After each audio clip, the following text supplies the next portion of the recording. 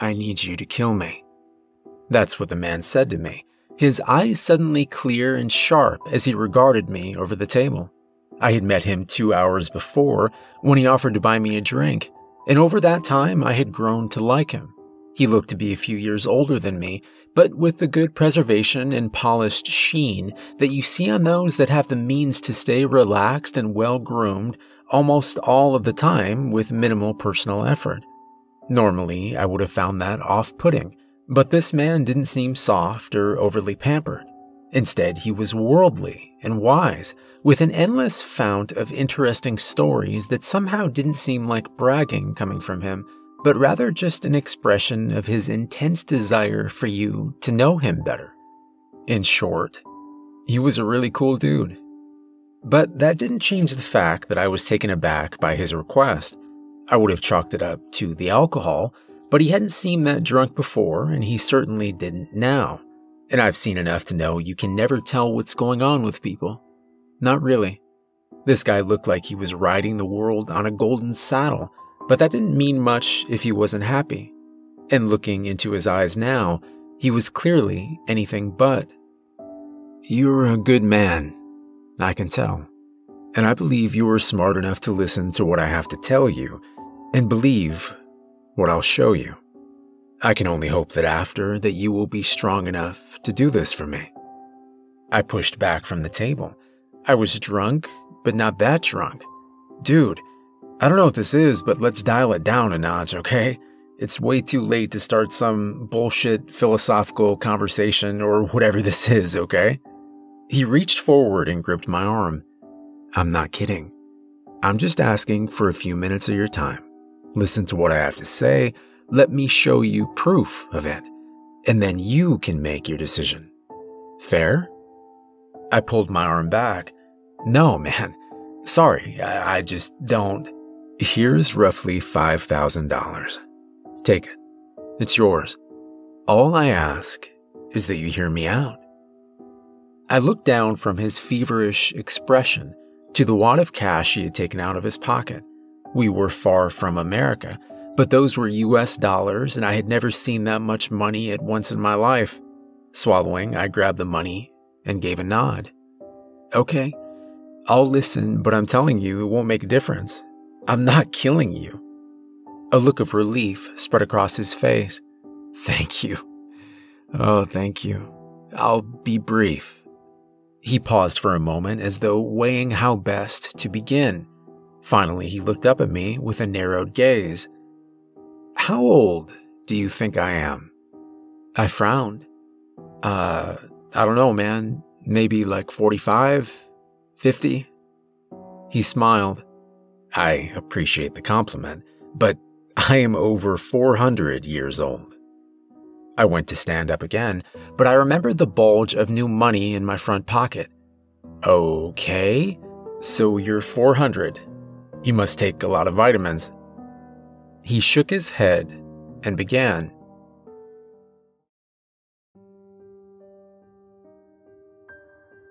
I know it sounds insane, but please bear with me. I first came to this island as a sailor back in 1698. I was on an exploratory ship that sank in a storm. Unbeknownst to any of us, we were only 3 miles from this island at the time. Myself and the first mate, his name was Sullivan, were the only survivors, at least as far as I ever knew. For certain, we were the only ones the currents carried to the shore. The first few days we had hope of being rescued in time. We weren't that far off an established trade route, and there were several expeditions to fully chart this area underway by different European powers. Our theory was that if we could just sustain ourselves, just survive a few weeks or months, we would be saved. But this island was much different back then. There were no people or resorts, obviously, but there was little to no animal life on the island either. The feral pigs and chickens you see on those tours, all imported in the 1800s. The snakes they warn you about in the jungles, their ancestors were all accidentally brought over in the landing gear compartments of the first planes that came to this place 50 years ago. When Sullivan and I searched this place, We quickly learned that it was a lush wasteland.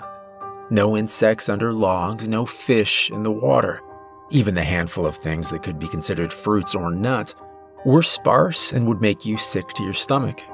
We tried to subsist on bark and leaves, but that was a losing proposition from the start. By the end of the second week, we were wasting down to nothing. This terrible wasting bred a kind of insanity in us. We became paranoid, and at some points, delusional. I began to suspect Sullivan was hiding food from me somehow, despite the fact he looked just as bad as I did.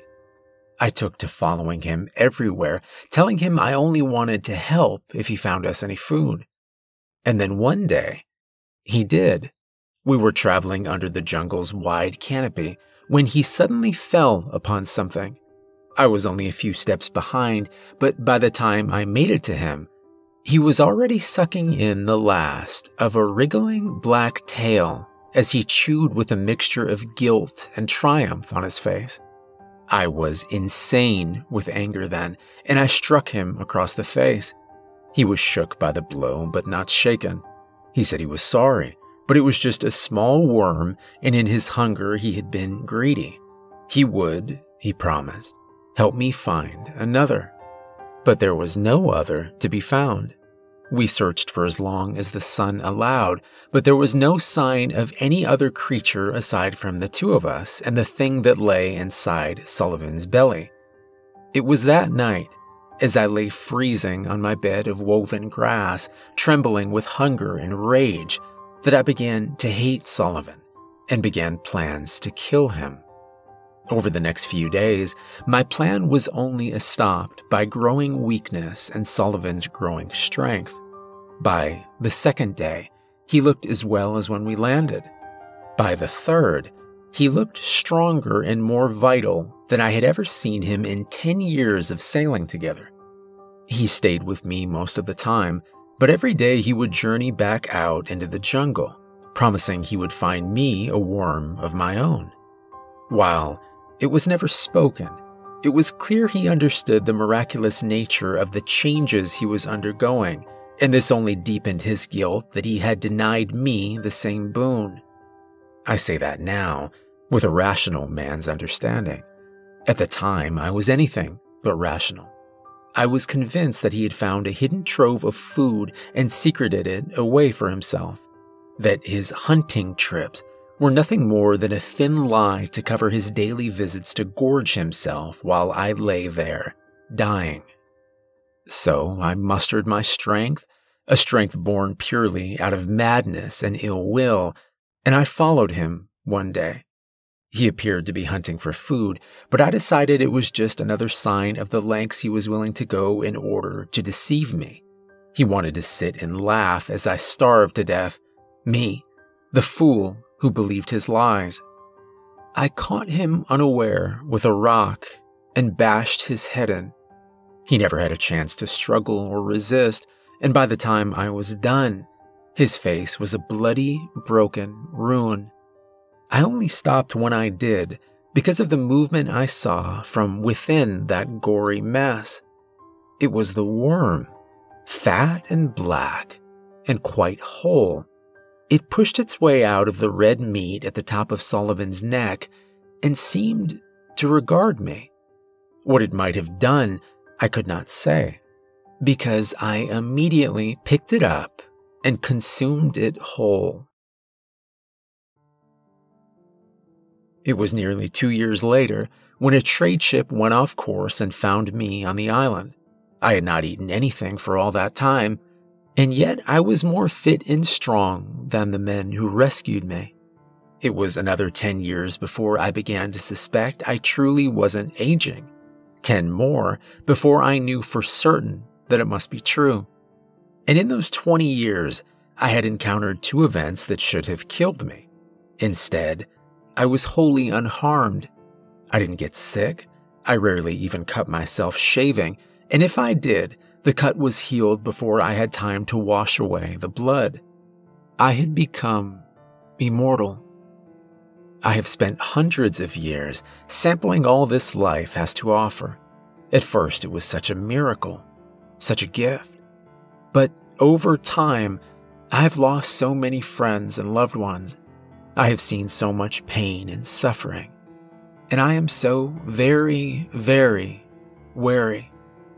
I understand how this sounds to one who has lived so short a time, but I need to die, to rest, to move on to whatever comes next.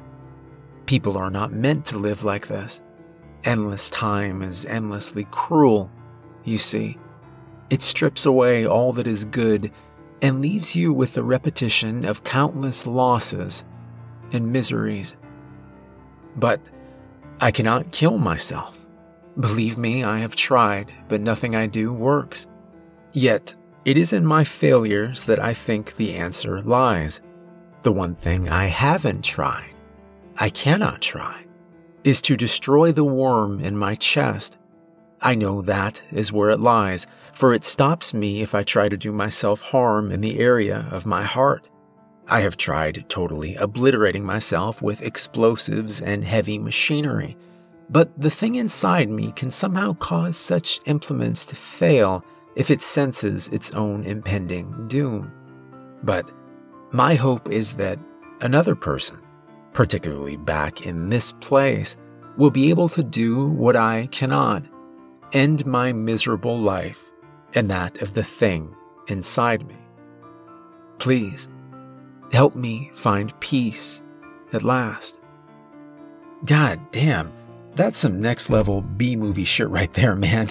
I like the pirate thing, or whatever you were. You had me going at first. I was like, shit, this guy's crazy. I laughed nervously as I drained my glass. But, good gag, dude. He just sat staring at me silently as I finished. Look, it's getting late, and I stopped as I saw the man had pulled a knife from his pocket. Recoiling, I stumbled away from the table as he brought it across his own neck and slit his throat wide open. I started to scream and looked up to get help, but there was no one else left in the bar. Looking back down, I saw he was still staring at me. His neck, while bloody, had already healed. This is what I'm talking about. I cannot die by my own hand. Perhaps not by yours either. But I'm desperate to try. What the hell? I know all this is fantastic, but I assure you it is all very real, and you are my best hope to finally be free. And as a reward, I will leave you $50 million in my will, along with a certified affidavit that this was an assisted suicide, done at my behest. There's no way. The man sighed as he wiped at his neck absently. Mr. Fairy, I did not come upon you randomly. I have been planning this for years now. The paperwork, all the arrangements have been in place for several months, just waiting for the right person. Just waiting for you, as it turned out. I already texted my attorney an hour ago. Your name has been added to my will and the aforementioned affidavit. It is all done except for the deed itself, and, of course, for you to live a long and wealthy life as a reward for freeing me from my own. I took another step back. This is all insane. I can't do this. Rolling his eyes, he fished his phone out of his jacket pocket.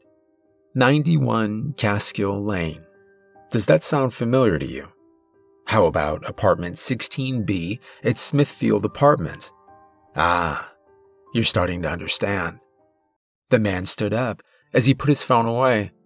I own this island now, at least in the legal sense of the word. You were on our radar as soon as you booked a room at one of my hotels. Utilizing various projected models of behavior, online spending, and social media profiles, you were selected as one of our 3 potential candidates on the island this week. You weren't my people's first choice, but I just had a good feeling about you. What are you gonna do to them? He raised an eyebrow. To your mother and sister. Nothing, if you do as I ask. If you don't, then tomorrow I will send their names and addresses to a very skilled professional killer. And by the time you arrive back home, you will have 2 funerals to attend. You son of a bitch. You're crazy. Shrugging, he walked over to the bar. Perhaps. But how does that really change anything? He gestured around the empty room. Do you doubt I am who I say? Do you doubt that I'm in control? Leaning over the bar, he pulled out a pump shotgun as a man in a dark suit entered the room. This is Mr. Leipold, my attorney. He is happy to show you the will and affidavit before we begin. The man strode towards me with a dispassionate look on his face. First, the will. If you look at the marked and highlighted portion of page 24, you have been identified as the beneficiary of a lump sum payment of $50 million U.S. currency payable upon the death of my client. I glanced at it, my hands shaking. I didn't care about the money, not anymore, but I needed to play along so he didn't hurt my family. Next is the affidavit, signed and witnessed by 2 others. This specifies that you are killing my client at his behest and with his full permission, and that he is of sound mind and under no duress in making this request. As he may have mentioned, this island falls under the legal jurisdiction of a nation that has no criminal or civil penalty for suicide or assisted suicide. There are no ramifications for you other than becoming a very wealthy man.